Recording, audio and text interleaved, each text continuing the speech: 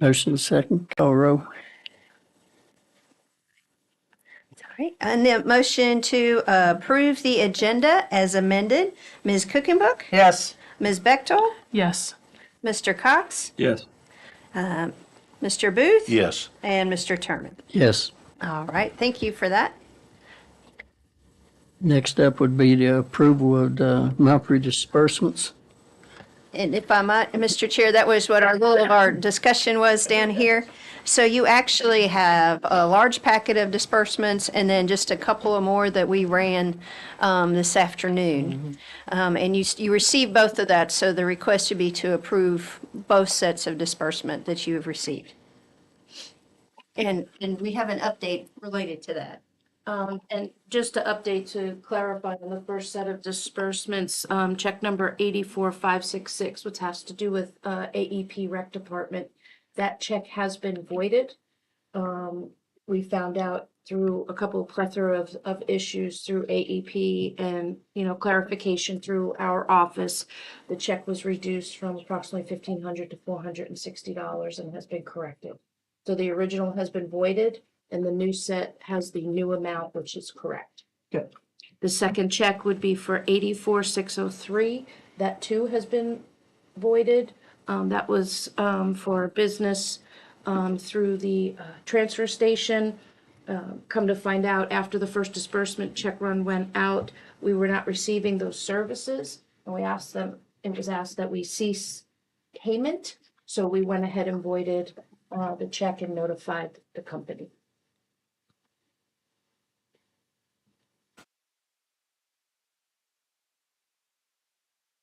Your questions? I have just one question. For account 5110, the Appalachian Power Electrical Services. I was expecting a pretty significant electric bill from the courthouse, but I was not expecting a significant bill from the library of $2,800. The library had issues and it had to run on emergency heat. Okay, And we didn't realize that initially, so once we found out, but due to running on emergency heat, so it's Right. but right. Are they reducing the temperature in the library accordingly? 'Cause- they did. Okay. They did, but because it was on emergency Right. heat, it caused us. And we did have Smith's Heating and Air go out and fix whatever the problem Yes, we was, did. right? Okay. Yes, Yeah. yes. Okay. Okay. I just know when I've been in there, it's been toasty warm and Yeah. Actually, that was probably part some of the regulator issues to it. very good. So- Thank you. Any other discussion? No other discussion. I'll take a motion to approve. So moved. Second. Motion second. Call roll. All right, on the motion to approve both sets of disbursements that were shared with you, Ms. Bechtel, Yes. Mr. Cox, Yes. Ms. Cookenbook, Yes. Mr. Booth, Yes. and Mr. Terman. Yes. All right, thank you for that. Next will be approval of the minutes. I guess this would be for both of them, right? Reorganization? Just one? Organization, yes. Okay. Yeah, that's right. Judge. We're trying to, as you know, for the second meeting, we had a lot of outside speakers, so we want to try to work through the order carefully Okay. to avoid error. Right. I'll move to approve the minutes from our reorganization meeting on the 3rd of January, 2023. I'll second. Any other discussion? Motion second, call roll. All right, on the motion to approve the minutes from the reorganizational meeting on January 3rd, Ms. Cookenbook, Yes. Ms. Bechtel, Yes. Mr. Cox. I'll abstain. I didn't get to review it since it was uploaded. All right.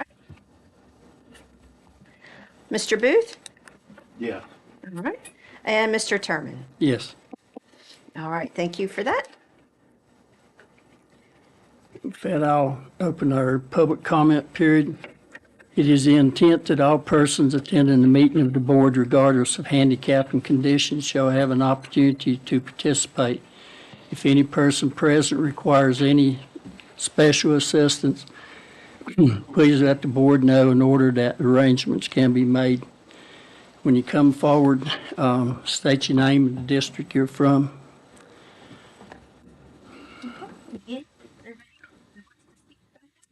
If you want to speak, sir, you can put your name on here. If someone's ahead of me, I'll stand in the place. We'll call them out.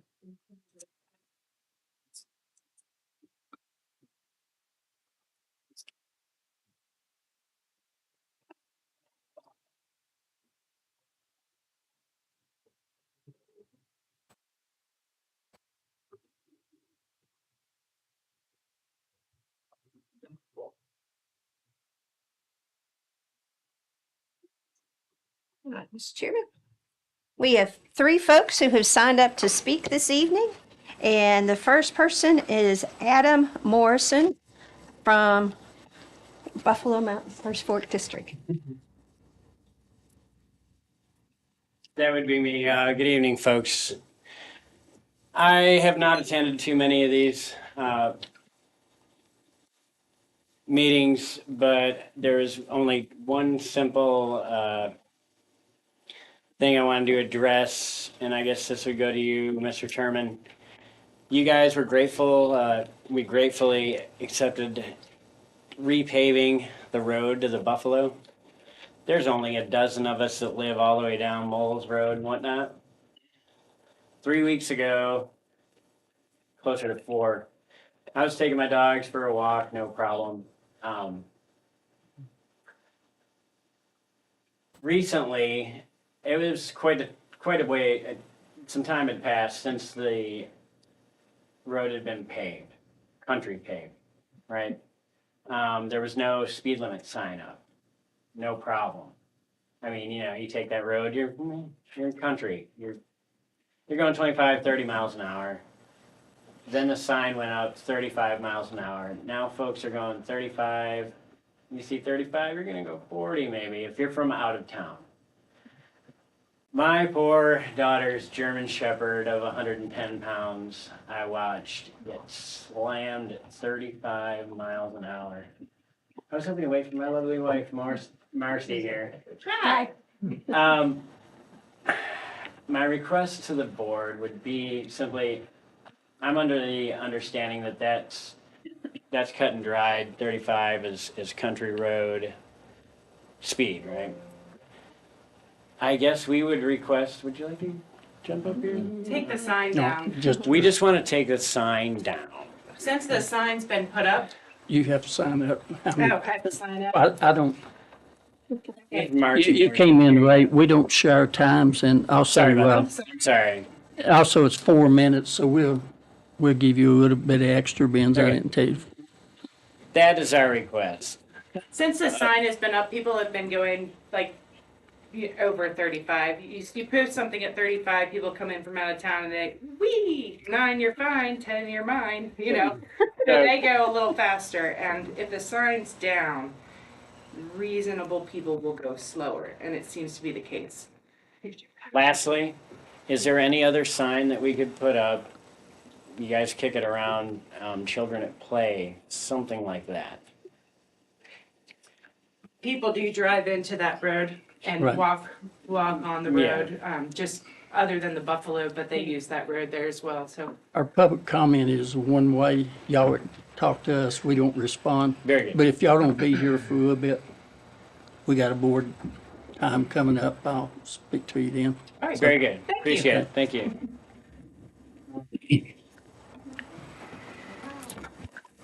And then I'll just for the record, make sure it's noted that the second person that was speaking is Marcy Morrison, also from Berks Fork. All right. Mr. Chairman, the second person that signed up is Matt Thomas, Bethlehem Church Road. Hey, how's everybody doing tonight?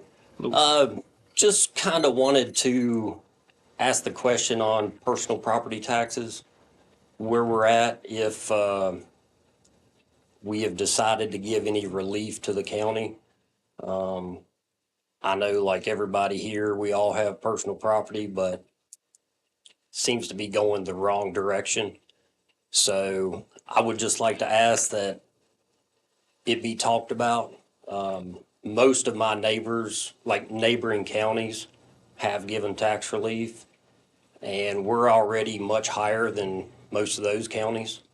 So if we could, I'd like to take a few minutes and see what we can do for the county residents. Thank you.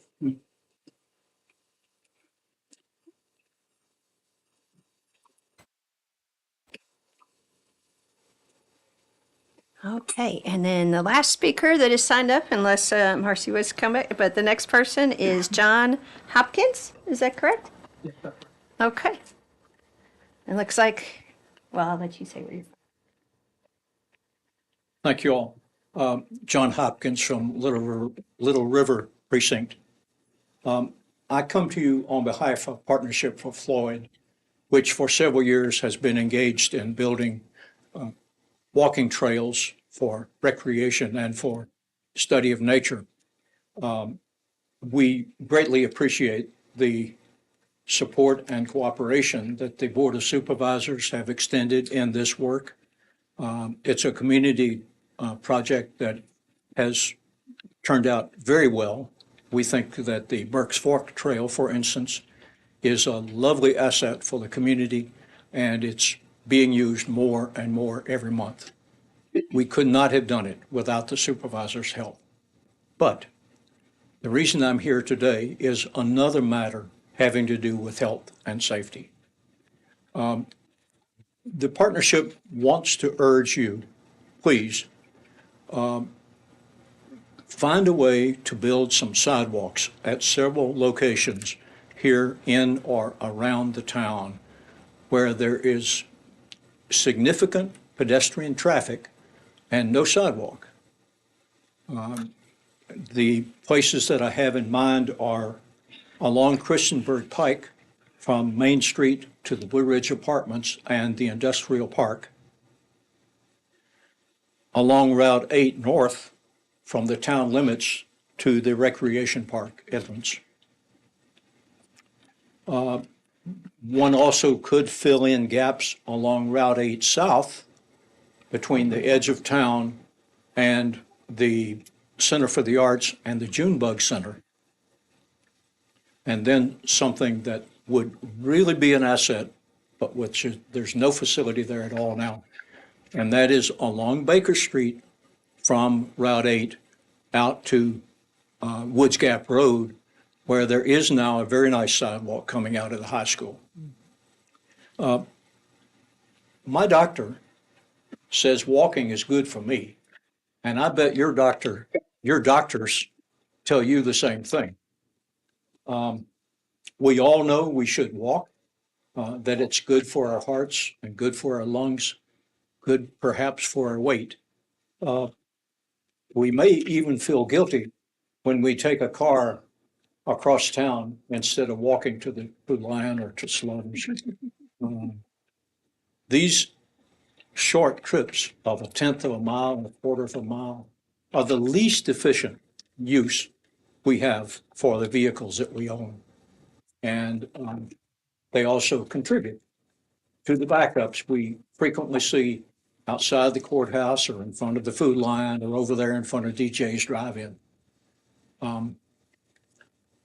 So please help make walking in Floyd both safe and practical.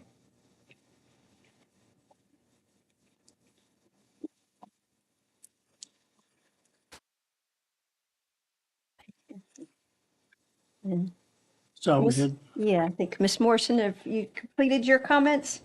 Yeah, okay. Okay, thank you. Did we have any correspondence or? No, sir. All righty, with that, I'll close the public comment period. Does anyone have anything on the board time? Which way you want to start? Whichever Well, way. I had, before Mr. Thomas had talked about it, I did think that maybe I'd just ask about the personal property since I had commented to several folks back last year that we were probably going to discuss it January, February, something like that. So if we know anything, or I know we gave an extension, if we've heard from Missy how the collection's been going or any of that. I guess my question is the same question I've been asking all along. Have we gotten any of the numbers in that been requested? So we've been working through a lot of those things. Later in the evening, I was planning to give you a little bit more of the update on the audit report. But so when we get those numbers back, plus we have now certified through October. We're waiting for some other things about November, and I don't know, Kim, if we want to say more about that, but we will, my hope is that we will have some pretty solid numbers or the best numbers we're going to get for your day meeting in February.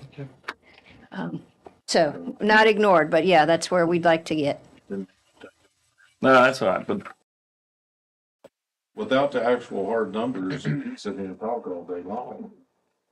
February 1st, that was our That's deadline, or February 5th.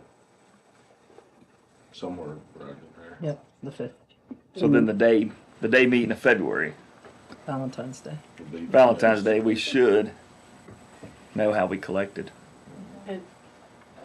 At that point, will we also have the new NADA numbers? Yeah, we need those too. I would think so. Is that something Missy should attend, the day meeting to believe so. talk to us about? Must be more Lisa that's missing. Yeah, for the NADA numbers. I mean, I'm talking about the tax, personal property collection. If we got the numbers.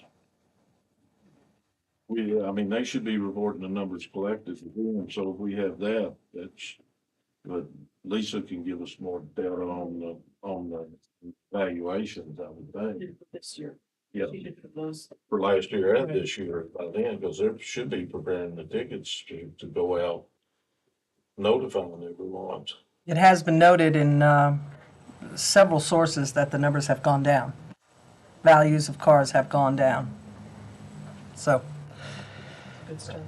yes, They shouldn't have went that high to begin with. no, exactly. Else, anything?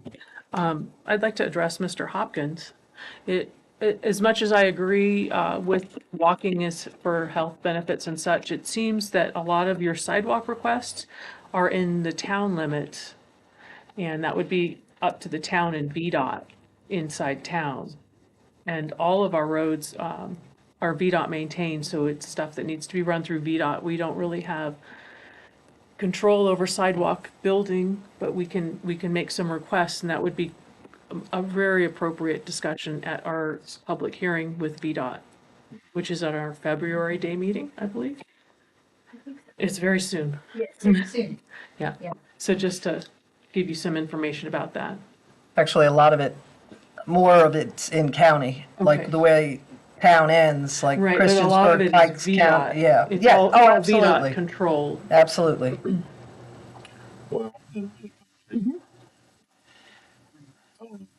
3 years ago. Yeah, it's 4 about years 3. ago, we put plans in place for a trail, bike and walking path around it, going down 615 Christiansburg Pike, then turning down Needmore, then going around by Mickey G's, the Industrial Park Road, and then coming back up Route 8. And it was moving forward until we found out particulars of that particular grant. The grant money was there, it would put it in, but then the Board of Supervisors with local tax dollars would be responsible for upkeep and maintenance and replacement in the long term. Well, I know may sound bad, but I wasn't prepared to put that obligation on the future boards sitting here because you're tying up a lot of money in the sidewalks. Now, I'm not saying it's not unsafe. It is unsafe. Right now, for the way to do it, we would have to use secondary road money. And if you've traveled secondary roads in this county, safety's a problem there too. And I don't know if I'm not gonna speak for the others, but I don't know that I'm prepared to pull money off of the secondary roads to build sidewalks. I mean, I don't mean that Well, ugly, but I think we need sidewalks too, but we got a lot more roads in the county that people come and talk about.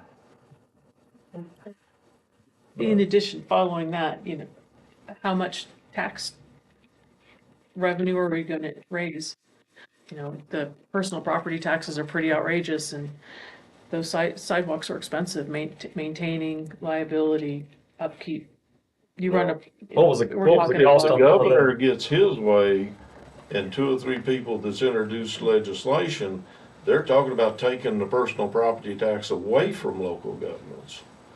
Which for us, that's between $3 to $4 million that'll just poof, be gone. And then where will we have to cut? Where do we take that money from? Or what do we raise? We certainly can't put $3 million tax on real estate to recoup that loss. So, I mean, I don't mean to belittle, yes, I know the sidewalks are important and there are ways we can get to it, but right now, everything with VDOT seems to throw it back on the county with the maintenance and future upkeep. Pound run into that on one of their projects. They're now responsible for the sidewalk upkeep, maintenance, and replacement down the road.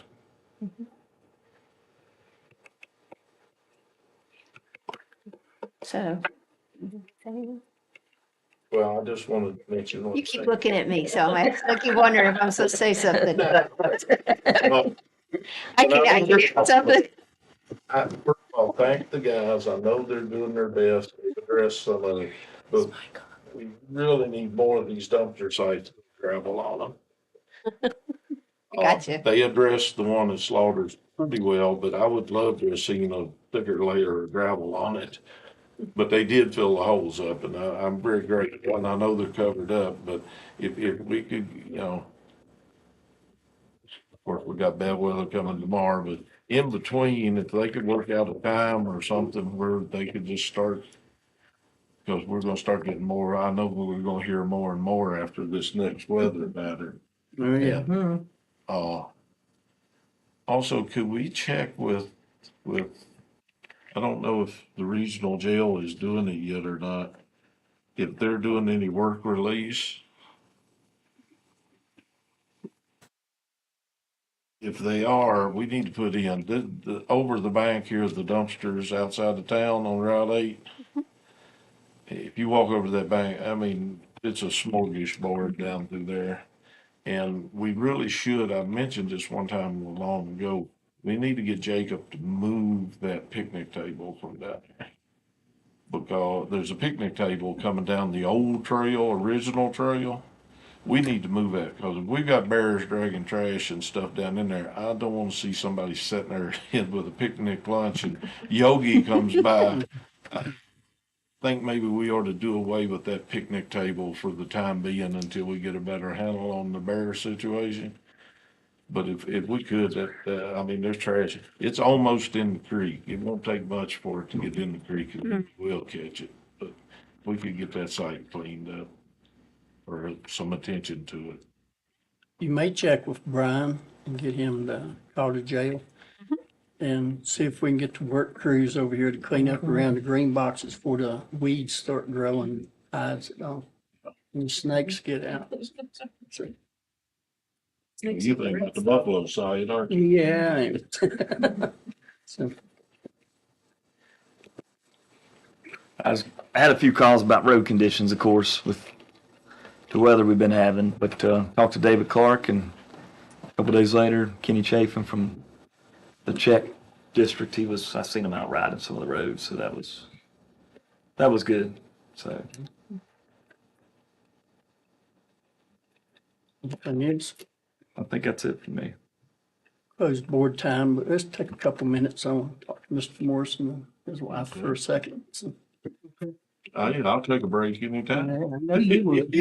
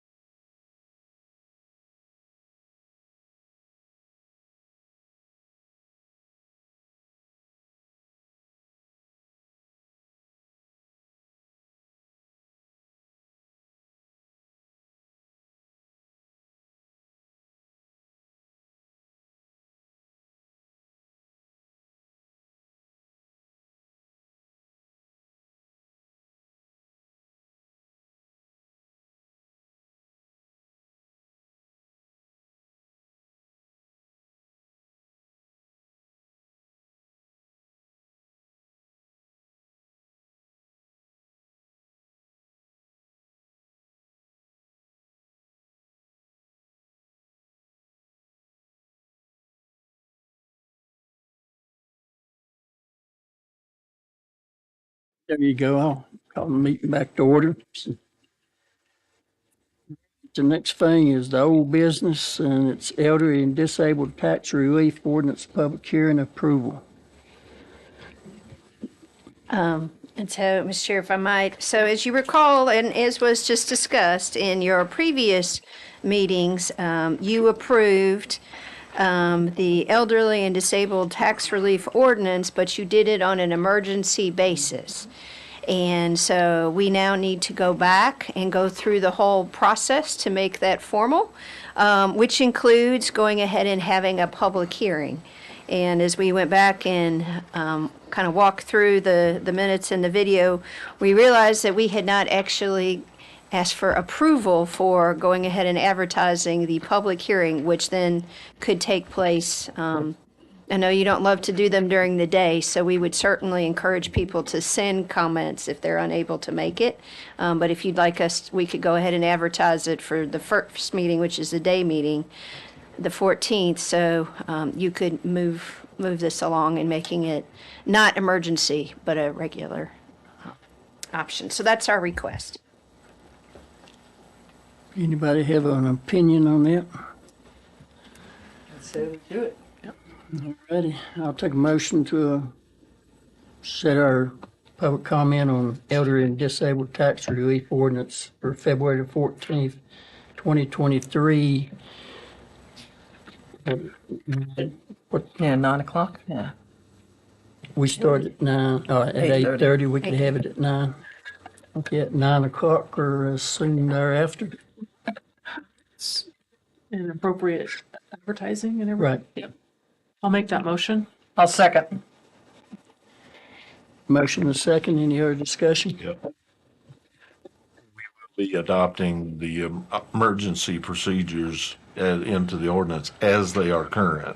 In other words, we're not changing any of the procedures with the, or any of the language. So we are not changing any of the language in the ordinance, unless y'all choose to do, but what we'd advertise is the ordinance that was approved on an emergency Right. basis.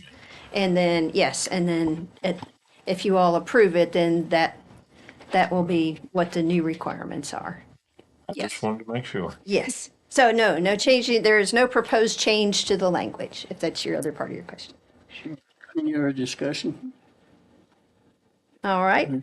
On the motion to move forward with advertising for holding our public hearing for an ordinance update related to elderly and disabled tax relief for Floyd County, and that would be February 14th, 2023 at 9 a.m. or soon after.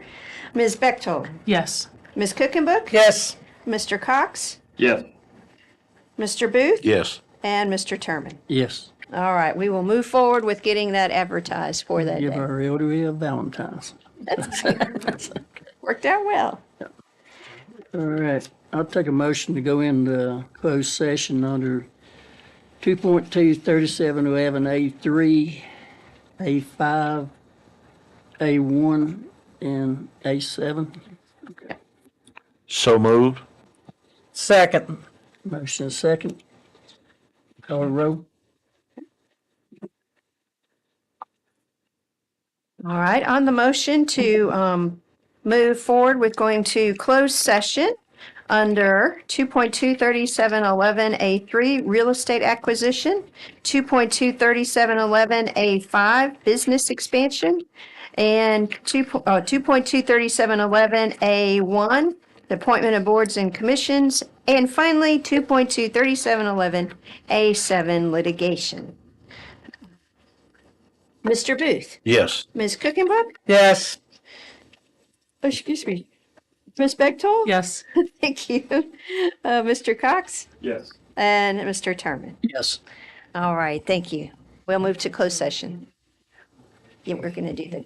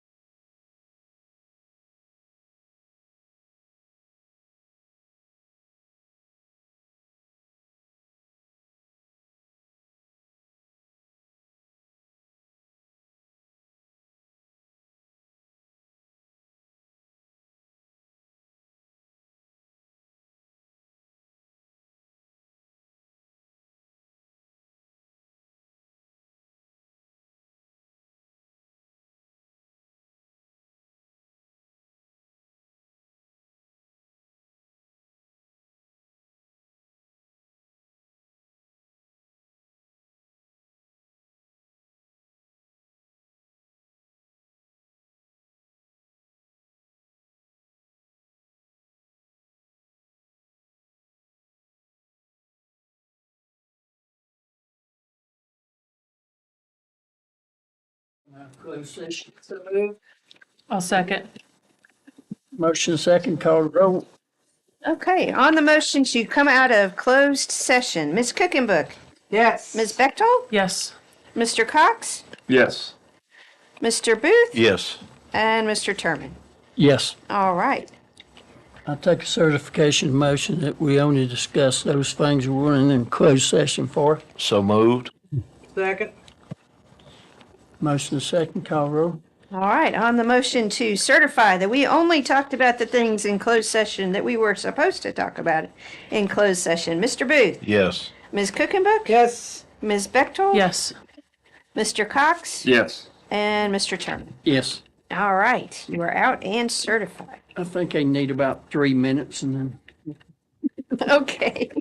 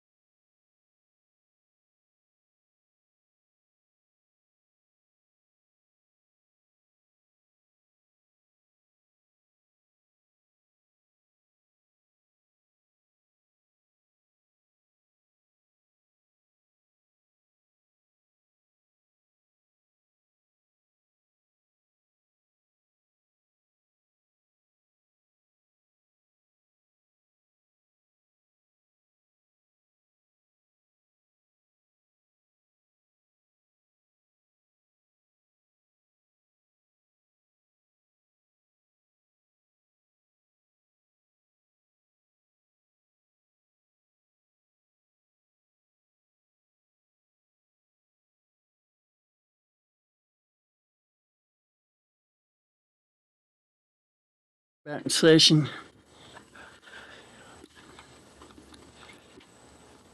Okay. From here. Oh, yeah, I forgot about that. We're going to make an exception, being they was boo-boo on our web, and but we'll allow 4 minutes. State your name, district you live in, and this is a one-sided conversation. You know, we'll listen to what you guys say, but we can't give you no answers tonight. Okay, go ahead. 4 minutes, you told them? Yeah. Check, check, check, check. Hello. Okay. My name is John Lockwood. I live in Indian Valley. I wanted to bring to attention an ordinance that has caused me a lot of grief for the past 6 months. So I live here. I live in an RV, and I have a outhouse permitted by the health department for sewage disposal. And that means I can't get an address, even though I live here. I own the piece of land that I live on. I pay the mortgage. To get a certificate of occupancy for a residence, you need to have a septic system, which is $20,000. I'm pretty much battling with the mortgage, so I'm never going to save up that amount of money until it's over with. I have built a structure out there. It's under 256 square feet. And let's see. I don't know where to even begin here. But I looked up the rules of Floyd County before I got started for unrestricted land usage, and that's when I built. It's on a permanent foundation. I also live in the RV on the property. But because I can't get an address, I can't be a resident of Virginia, which means I can't get a driver's license. I can't vote. I can't pay taxes here. I can't get mail here. So I pay taxes for government services that I cannot access, which screams unconstitutional to me. I know this is a one-sided conversation. So what has happened is I've called the postmaster. I've called the emergency services to try to get a 911 address. I've obviously talked to the building inspector, who's come out and harassed me on multiple occasions, trespassed on my land, told me to tear the building down, yada, yada. So I don't really know who to talk to at this point. That's why I'm here. It seems like this problem is stemming from an ordinance from 2016, where structures that were already in place were grandfathered into having an address. But my official standpoint is I have an outhouse permitted by the health department for sewage disposal. The government knows I'm living there. I own the property, I pay taxes, but I can't access government services. There's a problem here, and I don't know how to fix it. I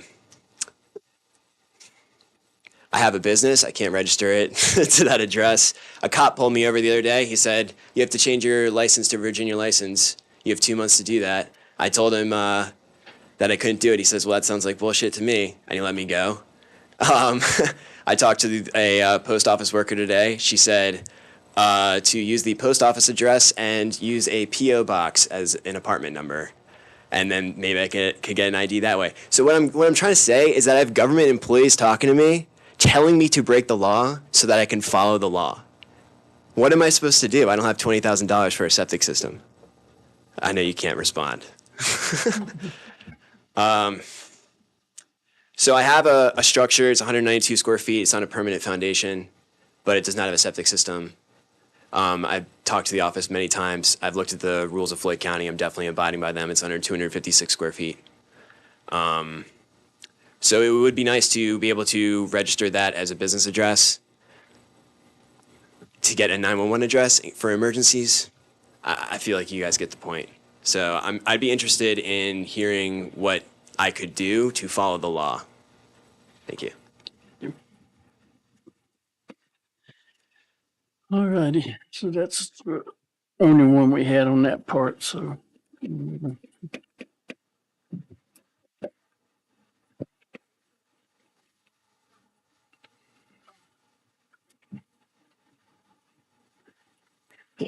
Yeah, okay. I think, Mr. Chairman, after that, we're down to 11, new business, which is timely.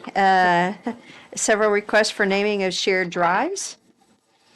And so, item A, you will see the Department of Emergency Management would like to submit a request for the naming of a shared drive where 3 or more structures will most likely be addressed. While there are not currently 3 address structures on the driveway, the staff feels the naming of the drive now will save future address changes to any structure that is addressed in the subdivision off of Black Ridge Road. An address has been requested for new construction on tax map 64-86D. The department asks that the Board of Supervisors consider the request and come to a decision on naming the drive Winter View Drive.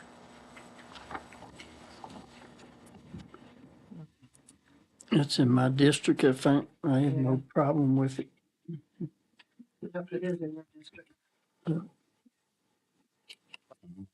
If it's proper, I'll make a motion to approve that. I'll second. Motion second, call. Okay. On the motion at the request of Emergency Management to address, let's see, and the naming the road on the subdivision off of Black Ridge Road, and the address that has been requested for new construction on tax map 6486D. and that they come to a decision and name the drive Winter View Drive. Mr. Booth? Yes. Ms. Cookenbook? Yes. Ms. Bechtold? Yes. Let's see, Mr. Cox? Yes. And Mr. Terman? You yes? Yes. Okay. Thank you. Okay. The whispering in the back's drawing my attention, so Okay, thank you. All right, next is a similar request from the Department of Emergency Management. They have received a request to name a private drive where there are not 3 or more address structures. The tax map number for the property is 66-88 and 66-85A. The driveway is off of Parkway Lane South. The department asks the Board of Supervisors to consider the request and come to a decision on naming the private drive Cedar Creek Lane. I make a motion to approve. I'll second. motion second call. Okay, on the motion to name the property at 66-88 and 66-85A with the driveway that is off Parkway Lane South, and to name the private drive Cedar Creek Lane. Mr. Booth? Yes. Ms. Bechtold? Yes. Ms. Cookenbook? Yes. Mr. Cox? Yes. And Mr. Terman? Yes. All right. And then one more. If I might, Ms. Chair, the Department of Emergency Management would like to submit a request for the naming of a shared drive where 3 or more structures will be addressed. The tax map numbers for those properties are tax map numbers 4-99 and 4-105. The shared drive is off U.S. Route 221, Floyd Highway North. The department asks that the Board of Supervisors consider naming the shared drive Saddlebred Trail. I'll make a motion. I'll second. Motion second call the roll. All right. On the motion at the request of the Department of Emergency Management to name the properties identified by the tax map numbers for properties 4-99 and 4-105 as a shared drive with the name Saddlebred Trail. Mr. Cox? Yes. Ms. Cookenbook? Yes. Ms. Bechtold? Yes. Let's see, Mr. Booth? Yes. And Mr. Terman? Yes. All right, thank you. That is the end of things that we are requesting your action on tonight. Of course, you can always do other things. And I have a couple more items I was adding to the administrator's report, if I might.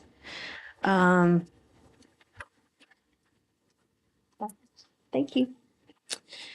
Thank you, John. All right. In terms of animal control, this was to let you all know that we've been working with animal control and the ag extension agent to put in place a process.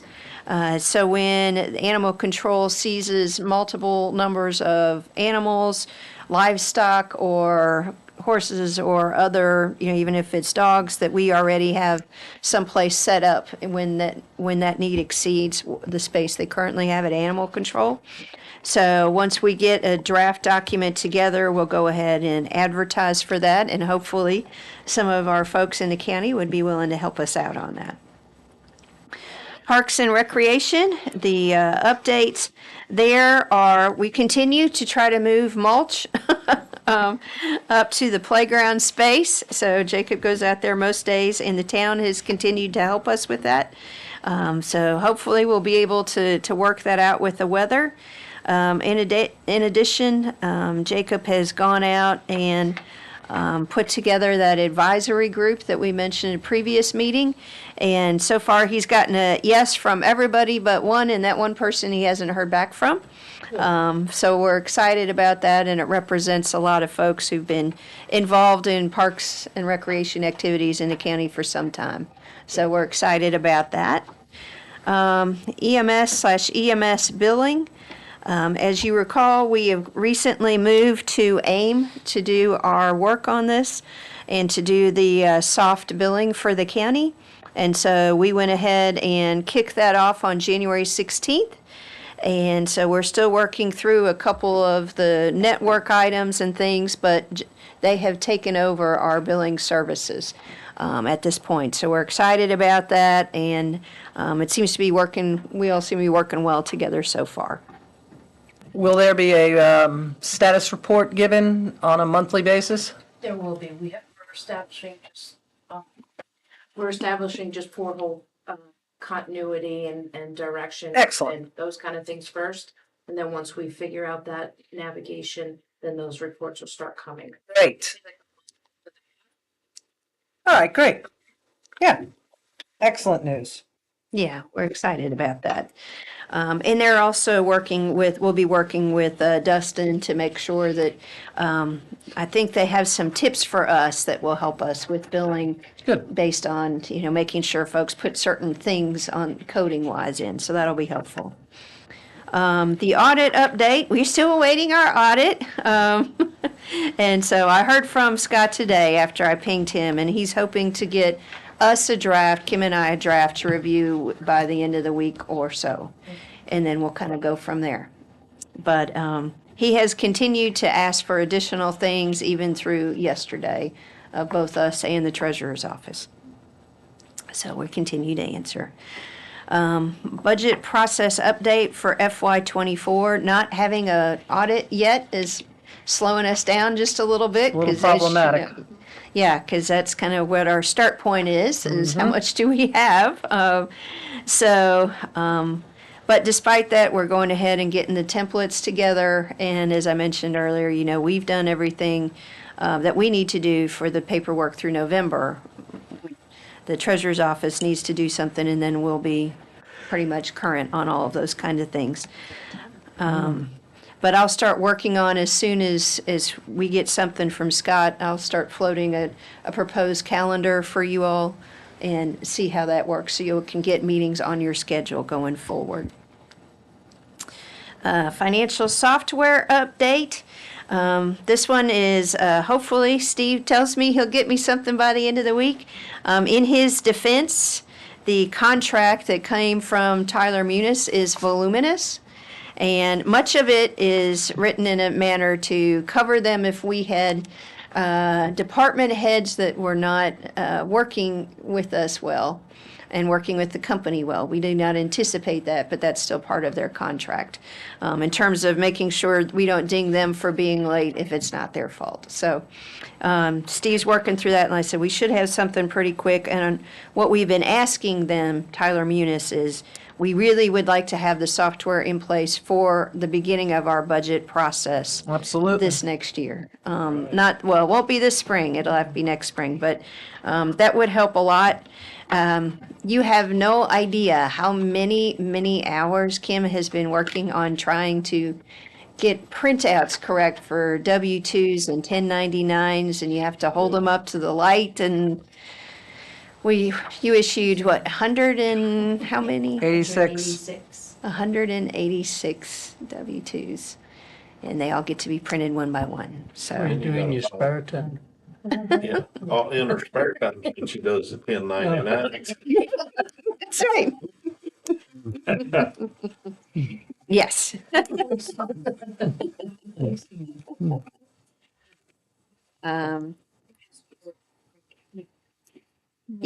Yes, and we, again, the ladies in Craig County have been really, really helpful to us.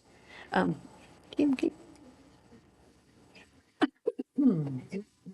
yeah. If you would, I'm going to skip by just a second the opioid settlement training, because I have two pieces of paper I wanted to get to you all. And skip on to tourism ARPA funds. We applied for, actually Kathleen applied for, additional tourism funds from the state through ARPA. So in addition to the ARPA funds we got, there's a separate bucket she applied for. And so we'll get another $30,000 out of that for tourism efforts. And that money flows through the county. We had to be the applicant. And so we'll start moving on some of those things. We met yesterday to talk through some shifts in our marketing strategy and maybe buying some different things than we'd originally thought. Did Steve ever get us the information from those attorneys? So it turns out, so if I might back up just a second, Mr. Booth. So I went last week to training in Richmond. In addition to us going to some legislative things, I went to a day and a half of training on the Virginia settlement agreement for opioids. And the reason I go back to that, Mr. Booth, is it turns out that how much money, what we put in is really not what's relevant for either the amount of money we get out or what we have to spend money on. The amount that we actually get from each of the different settlements is based on our a calculated percentage overall of a number of indicators, including things like deaths from opioids, so some other kind of data that's not how much money was spent by the sheriff's office or social services, that kind of stuff. So we get 0.182% is all. That is the percentage of the total we get. Well, no, that was, the numbers that I was asking about was in, not from the authority, but our part of the lawsuit settlement. Mm-hmm. In that we could look at trying, where our big expenses was and try and get, I think that's what we discussed. But that's what this is, right? This is what we're getting from the, look at So- that page. Yeah, so what we're getting from the settlement funds is Right. what's on the bottom of this page. How come we chose up here as? Oh, no, they're just alphabetical all Oh, together I on one gotcha. page. It's just a So long it's thing. No, it's just That makes me feel alphabetical. great about the comparison. Yeah. So, if I might go back, in terms of where the monies come from, the first category is what's come from the main distributors. So that's the largest lawsuit settled so far. In that first column there, so that $7,401 from distributors is actually this. But anyway, I'll go back. So we've gotten some of that, we hope. We're checking on where that actually ended up. And then there's been additional settlements with Janssen, and Mallinckrodt is also coming. It is anticipated that those three together probably represent approximately half of what might be coming from the other distributors. But they're not willing, the authority is not willing to put a number out on that yet, but that's kind of what the thought is those first three columns represent about half of what we get directly from distributors. That money comes directly from the companies, and it does not go through the authority. But there are huge settlement documents related with each one of those. And then there's money, of course, that goes to that statewide authority that then is put out in the manner of this. But to your question, Mr. Booth, so what we can spend it on is entirely on abatement going forward. So this is not a reimbursement in any way for what funds were expended. Right. It is all for abatement of opioid use and co-occurring, thank you, other co-occurring mental health and other substance issues. So Right. for fiscal year 2022, we would have $7,401 to put towards abatement. Mm-hmm. So when you think about it, if they say we didn't have that many deaths, that's a good thing. Oh, yeah, I'm not. I mean, that is a good thing. Did it affect our population? Sure. Did it affect our foster care program? Sure. Did it affect child protective services? Sure. But Well, that was where I was getting at on I got you. trying to get those actual numbers they used in the suit. yeah, See where our largest cost lay. Mm-hmm. I mean, I wasn't thinking sheriff's department or talking about Right. attorney. But I was talking about in the other various departments where our biggest cost laid. Mhm. Then, to me, in my mind, that's where you try and get the biggest part of your money back to for the but we abate. can't. We have to use it for abatement. Well, I know, but So they're limiting what are up. So it's They like give you buying one Narcan and so the it's a lawsuit mobile. money, I understand the authority, but you're saying that the lawsuit settlement goes to abatement only. That's part of the judge's ruling and the whole shooting match. See, that wasn't what was presented to us in the No, it was beginning. not. That's why I And I'm know. trying to get us back, even though I voted against going down this road, I'm trying to get us back to what this board's original intentions was, and they're not gonna let us. No, and all these cases are going through the same judge. And even though they all have separate settlement agreements, all of which are monumental documents, they're essentially going to be very, very similar in terms of it's all got to be about abatement. Some of these may What does that have. qualify as under the term of abatement? The definition is extensive, and I have lots of slides that if you want me to do a larger presentation, I could do that. It is very much, it's got to be spent on harm reduction, which is a lot of those other prevention, but the prevention is pretty limited. It is primarily harm limitation and treatment. And it has to be treatment for opioid and thank you, co-occurring. I don't know, I keep wanting to say comorbidity, but that's not right. Well, Co-occurring. actually, It could be, yes. So it can't just be for general mental health services. It has to be co-occurring with opioid use. And so one of the good things was, I guess, our medical director for our regional jail was at this training. So she and I talked a lot about some things we might be able to work through. Some of the ideas that were floated related to jails, as an example, was some particular pods for folks coming in and out. Because of course these folks are coming in and they're coming off and detoxing, and then when they go back out, what happens? Some of the things around drug court would be allowed, but it has to all be new. So we are currently paying for 3 apartments for drug court. We could pay for a 4th, but we couldn't use that money to pay for the existing 3. Such good news, right? There are some really kind of good models of things out there. The second day they had 4 different organizations present some things the authority feels are gold standard type programs. One was a nonprofit, one was the sheriff's office, one was a school program, and the 4th one was community services, a community services board. I was sure that Yes, they were on the list. basically forward. Yeah, very much so. Very much so. So those are the ones that are suggested. There are some other things that you can do. Yeah,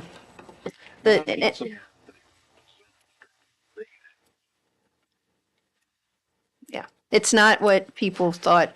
I was in North Carolina when this started, but I was working with the county organization, and I concur with your thought that even there, the idea was this was to reimburse local governments for a certain amount of expense, but that is not where it's ended up. Certain areas to help even offset future expenses. Yeah. If they blend it down, I don't think it's going to do that.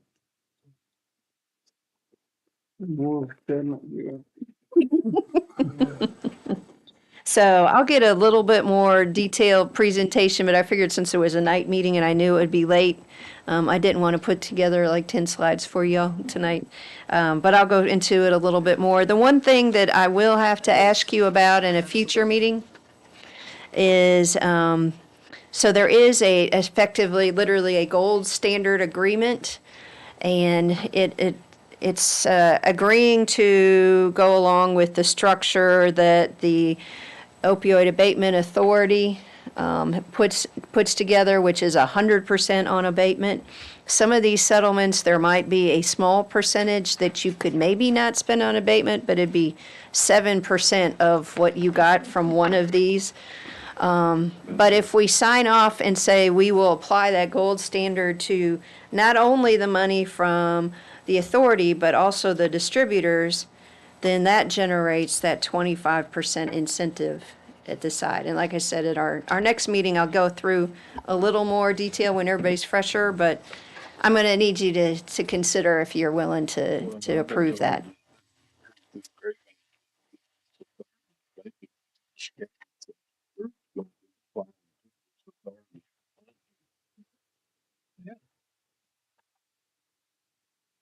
Yeah. So if you look at this one, that Kim was kind enough to hand out, thank you. So of the money, there's a direct share. And this is of the money that goes to the authority. So this is separate from those first three columns, right? This is from, so there's 55% of the funds are reserved for the authority itself. And then that goes aside for a minute. 30% comes to us directly. So that's that fourth column that says from OAA, right? And that comes to us. The Commonwealth keeps this for their statewide programs. And then if you look at the 55%, that gets divided out into these categories.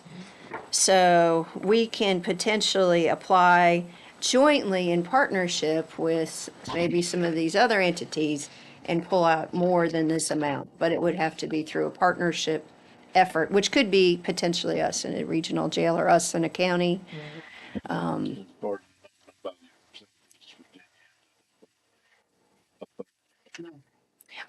There is the Roanoke attorney, either, I can't remember if it's city or county, but the Roanoke attorney is on there. That is the closest one. This whole state station subject. Most of the trouble with.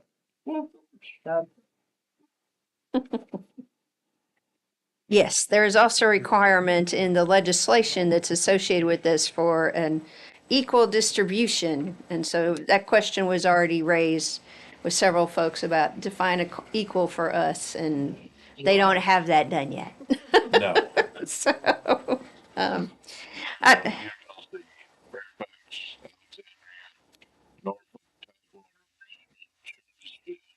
See those areas. yes. Like they do on everything else. Yep. Yeah, and I guess one of my bigger concerns, like I said, there were 4 factors that went into determining the percentage. One of my concerns, and I was going to reach out to Patrick County and ask them, is most people that expire from an opioid overdose, generally that happens after they get to the ED, which means the only ones that are likely counted in our number are the ones that die in Floyd County, usually with EMS present or EMS coming. So I suspect our number is sticky low because we don't have a hospital. That's Patrick. That's what I'm getting at. Montgomery County and is Redford Hospital in Montgomery? Yes, it is now. So they got 2 hospitals. Yeah. Yep, How many? yep. Or Roanoke's for that. Or GOAX. So, yeah. Equal. Okay, I got 3 other. Microphone. For a minute. I got a couple other really quick updates, and then I do have one more thing that I need your guidance on. So here's a good thing. Chris has been working really hard with citizens on getting our new phone system in. And so I'll be sending something out later this week to all the folks in the courthouse, constitutional officers. But essentially, they're going to start rolling them out on Wednesdays, and then do some every Wednesday, hopefully through the month of February. And we'll get into more detail in that, but we'll be moving that forward. And appreciate Chris and Matt and Joy from Citizens working us through that, because they're going to be very engaged. Matt's going to be over here with his staff helping put all these in with Chris. Can I put a So, request on the no, table? Can we get with the veterans earlier than later? They're gonna have new phone systems coming in. They've gotta learn the new process. That was one of the problems they ran into when it was changed the last time. You know, I'm guessing they're gonna have some kind of primary or Yeah. whatever. So they have to be in contact, constant contact back and forth with Richmond. Could we get them up high on the list to get done sooner than later? Sure, we'll put that, Kirsten, Matt kind of have a schedule. I think they would be in the second group if I remember our Maybe conversation we right. try and get them. If you could, I mean, I know I don't wanna mess it up, but it could be a real problem for them. In fact, the last time they refused, they run everybody off until this would after the be- primaries. Now, this would be February. I mean, they're going to start next week. In terms of, Chris is going to start rolling this out next week, so So it'd be long before you got to primary stuff. yeah, but they got a lot of work. They have to do contacts back and forth with Richmond prior to that. So could you at least talk to them and see if the time frame will work for them? If we may, we will still remain on a functioning phone system until the deployment has actually happened. So we're just taking phones from one system to another. For example, when we did the move from the Commissioner of Revenue and the Treasurer at the courthouse to the Village Green, they were our test candidates. And I just decided I'm going to put the new phones on their desk. We switched them over. They went from one fully functioning phone system to another fully functioning phone system. Excellent. They're not going to lose functionality or their ability to do so by having the Commissioner of Revenue and Treasurer be our test group. We've been able to smooth a lot of things out. So Okay. the voter registrar, they're not going to lose any functionality, and we're not taking away from any department any calling functionality during their business hours. So it's not going to exclusively. change any of their function of No, what if they're- anything, they're going to gain more Okay. function. Remember when they did that first phone swap, it was from a standard telephone to a voice over internet protocol phone, and that was probably part of the, yeah, glitches. I think, I just know it was a problem, and because that was a big deal. yeah, that was I think was the only department that really had a concern because of they didn't want to get messed up and Pretty much, and you correct me if I'm wrong, it's a major enhancement. okay. Function Well, that's fine. I just felt like with that in the back of my head from before, just to mention it. So I can bring it up with Matthew when we have our next touch point. The goal that we're trying to do first before we actually get the deployment going, because we're targeting currently the 1st of February for our first deployment day. We're actually going to be doing like a train the trainer event to where we bring department heads, or it doesn't have to be department heads. It could be just the most tech savvy person in every department, and actually get them to have hands on the new phone system so that the comfort level of every employee is a lot higher. Good. So that's something that we're going to be doing, and Amy's office is definitely going to be included in that. okay. As is every department, they're going to have the ability to do that. So Well, I like I said, I'm not saying anything on the others for or against, but I just know that was a problem when the last time the phone systems was changed. and I appreciate the insight into that. I didn't know that there were issues on the previous. There was the previous time, yes. I wasn't on the board, but I still. So next, kind of related to, if I might, Mr. Chair, continue, if that answers your question. Then just again, going out in that same notification to the constitutional officers and other folks is we're going to have, Chris has had a ticketing system available for IT stuff, but we're going to go ahead and ask folks to use the ticketing system all the time. Chris answers a ton of phone calls to go do break fix, and it's limiting his ability to get to some of the bigger stuff like taking care of the phone things. So we're going to start doing that, and then that hopefully means too that he can schedule. Okay, I'll be there tomorrow at 4 or whatever. So you'll be here. I wanted to make sure you heard about that before you heard about that. Yeah. I got a couple of positive things and then one ask. Today, Ladina and I actually had a very good Zoom call with DOT about potential funding, and we did talk about the light in town, and which Andrew met with them this morning too. So we do it on the same day.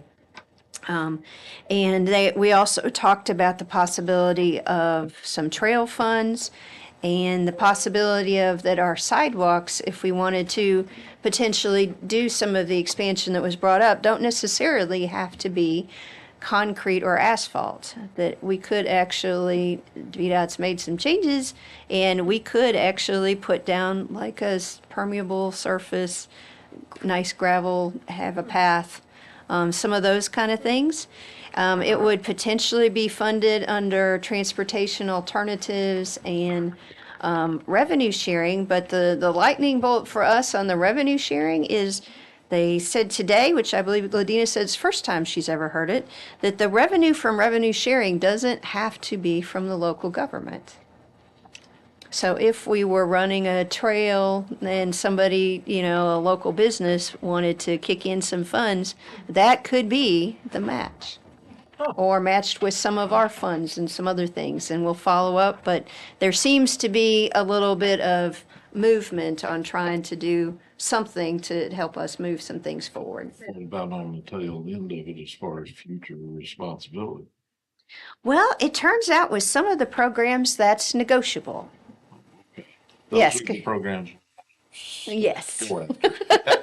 We remembered, so we asked those questions because of your concerns, and in some of these cases, some of it is negotiable.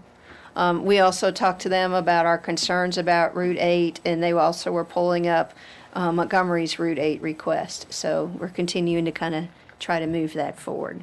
So Good. no money, but at least it felt like progress and someone trying to find a way. Whether it'll work or not, we'll see. You've got them talking about it. That's half the battle. I'll get there. Yeah, so thank you. We were excited. Thank you. And the other good news I have is the Blue Ridge Parkway Foundation executive director reached out to me, and they would like to have their board meeting in Floyd for the whole parkway. So this includes the North Carolina portion and everything. Their board meeting, it would be March 30th and 31st. They will have a reception on the 30th. They expect to have about 100 people. And the board meeting would be the next day, which would be 45 to 50 people. And all of those people will need to stay somewhere. So we've been working, and I think we've got that worked out with the hotel.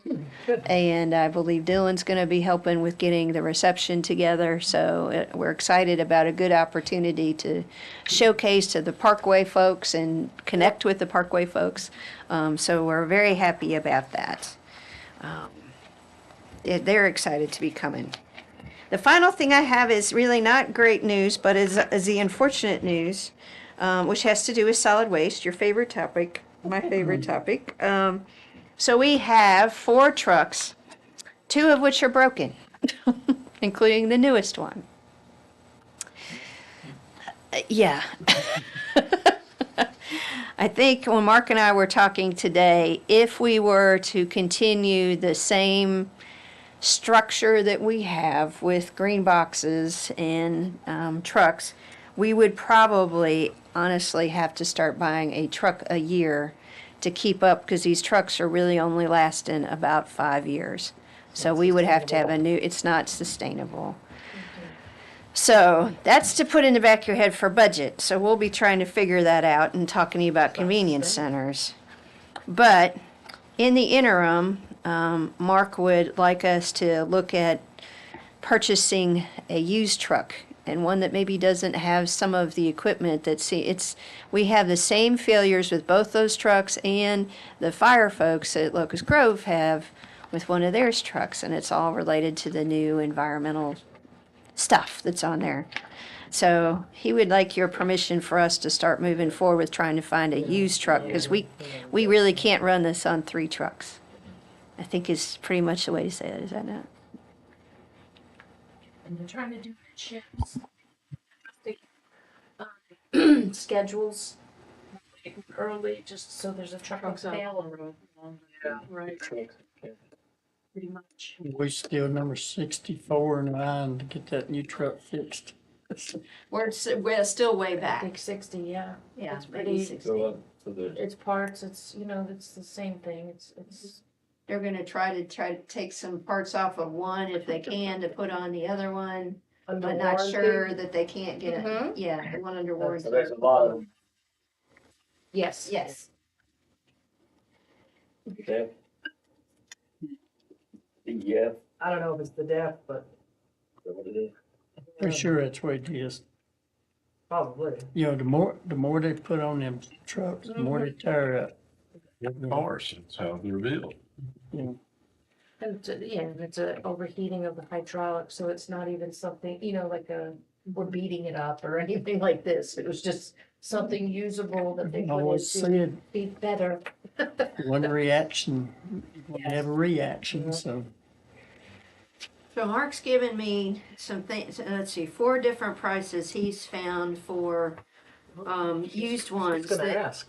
They're pretty much 125, 219, 159, 194.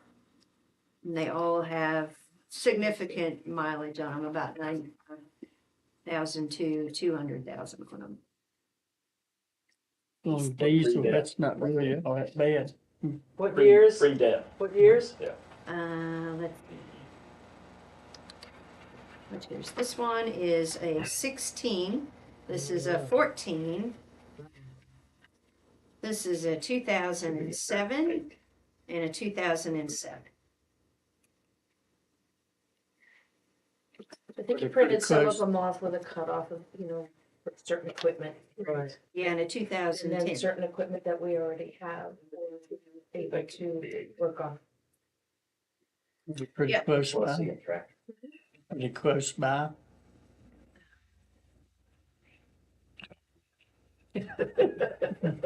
Just go pick it up. Well, I have that dribble, though. There you go. There you go. Yeah. There you go. You- It's a Tahoe, said reserve a Tahoe. Oh, yeah. So. I don't know what we need to do, but I'm gonna let you know about this census for you. What have we got left? Oh, well, So them two that's running, 189. that's run Hard, all the time. hard, yeah, 189. yeah, well, I guess there's I don't three. know how much we got left in contingency. 189? Is that what we got in contingency? Isn't it? 189. 691, something like that. I mean, it's not even gonna buy a truck. The cheapest one, it looks like that he pulled off was 90,000, 2007, mileage of 93,800, Just not a lot of miles. 26K hours. 6,000 hours. What in the world where is that? It doesn't show the They don't show. destinations, what he printed out. It doesn't show on the How printout. bizarre. I mean, what is it? No stoplight town? With one dumpster? Well, that's what I'm saying. It's how many miles? Yeah, 93. No, how many miles is, 93,800, and the hours are 26,000 In hours. 2007, there must be some small podunk. city miles or country miles. Could be city miles. Oh, Is that on it's the been original? long. Is that the original? Yeah. 6 Or weeks. did they put motor in? The new one? Yes. It's a couple of months. Yeah. Top in 2 months. At least. Still got social services. And we had to bring it up to, Yeah. Reasonable And- condition. it was in one place and then we had to bring it up to. Yeah, Just gonna verify. we did. No, they did. They found her in the van. Yep. Both of them. Whenever she gets. That's the last thing I have though. I'm like, great, I'm done. She wants us to do something. She wants a consensus on what we wanna do. Much. Well. There's no doubt what we gotta do, but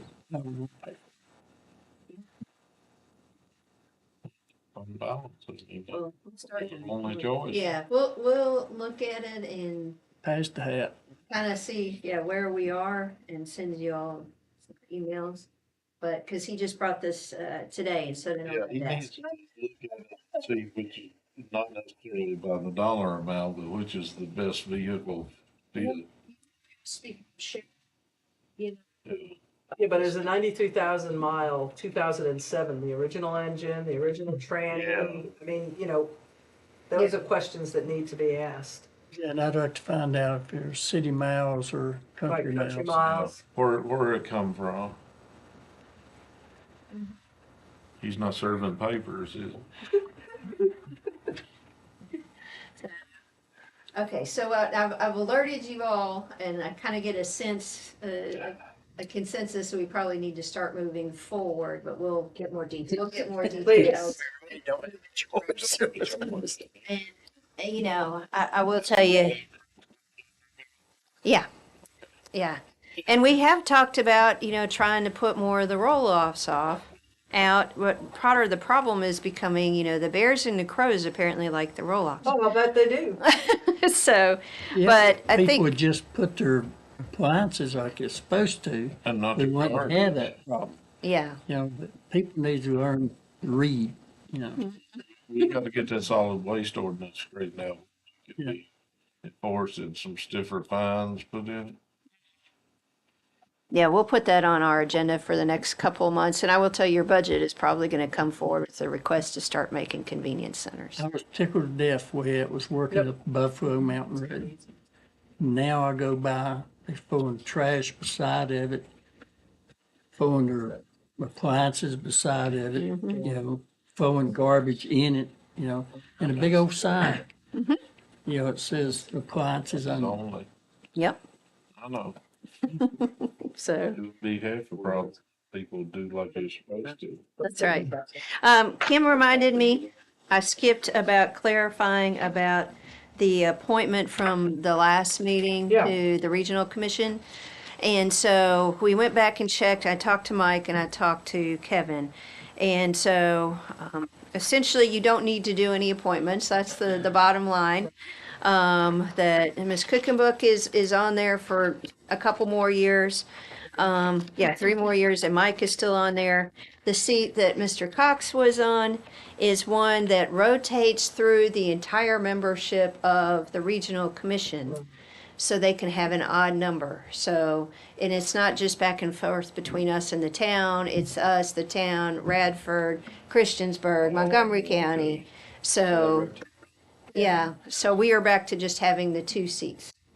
So, I think Mike sends in a year. yes, I think that's right. And that's all the good news I have. What about D? About D? Oh, that's the audit update, that he tells us, no? D on, the closed session. Appointments, gotcha. Yeah, I would like to make a motion, Mr. Chairman, if that's okay with you. To fill the vacancy on the Floyd County Social Services Board. For the Little River District, we had 2 candidates that were extremely qualified. And all of us had discussions and feel that I would like to make a motion to appoint Kim Cheeto to that Floyd County Social Services Board position for the Little River District. I'd like to second that. Motion and second. Any other discussion? I'd just like to concur that we had 2 very good candidates. And make sure you tell the other one to keep her eye open and apply for anything Yes. else that comes up. So, call the roll. All right. On the motion to appoint Ms. Kim Cheeto to the Floyd County Board of Social Services representing the Little River District, Ms. Cookenbook. Yes. Ms. Bechtold. Yes. Mr. Cox. I'll abstain. Mr. Booth. Yes. And Mr. Terman. Yes. All right. Thank you very much. And if that's all, I'll entertain a motion to adjourn till February the 14th at 8:30 a.m. So, second. And we'll be back on schedule. Roll. Adjourn until 8:30 on February, 8:30 a.m., February 14th. Ms. Cookenbook, Yes. Ms. Bechtel. Yes. Mr. Cox, Yes. Mr. Booth, Yes. Mr. Turman. No. No. I'm going to record that in the minutes.